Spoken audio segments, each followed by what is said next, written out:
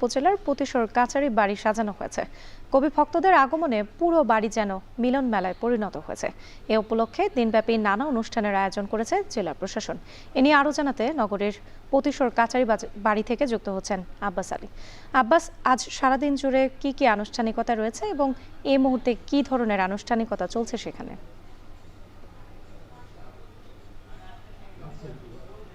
রাত্রি আপনাকে জানিয়ে রাখি যে বিশ্বকবি রবীন্দ্রনাথ ঠাকুরের ১৬৫তম জন্মবার্ষিকী উপলক্ষে নওগাঁর প্রতিশোর কাছারি বাড়িতে সাজানো হয়েছে এবং এখানে যেই অনুষ্ঠানমালার আয়োজন করা হয়েছে জেলা প্রশাসনের পক্ষ থেকে এই আলোচনা সভা সহ সাংস্কৃতিক অনুষ্ঠান সহ বিভিন্ন কর্মসূচির এখানে আয়োজন করা হয়েছে। কিছু আগেই এখানে যিনি প্রধান অতিথি হিসেবে উপস্থিত ছিলেন স্থানীয় সরকার পল্লী উন্নয়ন সমবায় মন্ত্রী মির্জা ফখরুল ইসলাম আলমগীর বেলুন এবং ফেস্টুন উড়িয়ে এই অনুষ্ঠানের উদ্বোধন করেছেন এবং এখানে আরো উপস্থিত থাকবেন ভূমি মন্ত্রী মিজানুর রহমান এবং সংস্কৃতি মন্ত্রী আলী নেওয়াজ মাহমুদ সহ আরো অনেকেই এবং নওগাঁ জেলা যে ৬টি আসনের এমপি রয়েছেন, স্থানীয় সংসদ সদস্য রয়েছেন, তারাও এখানে উপস্থিত থাকবেন বলে আমরা জেনেছি। এখন যেহেতু উদ্বোধন করেছেন প্রধান অতিথি, এখন আলোচনা সভা শুরু হয়েছে এবং বিশ্বকবি রবীন্দ্রনাথ ঠাকুরের যে কর্মময় জীবনী রয়েছে সেগুলো নিয়ে এখানে আলোচনা হবে বলে আমরা জেনেছি। আর শুধু এই প্রতিশোর কাছারি বাড়ি না, পাশে যে নাটোর, পাবনা এবং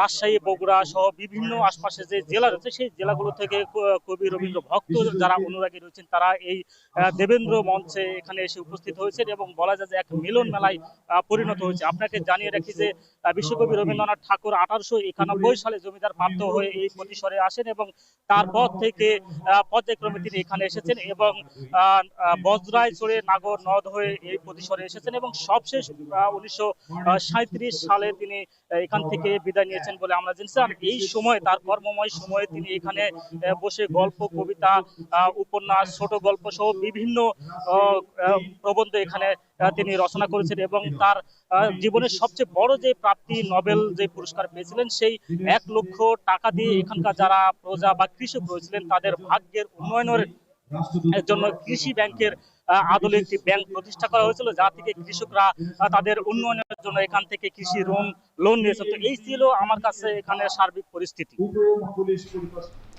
বিশ্বকবি রবীন্দ্রনাথ ঠাকুরের ১৬৫তম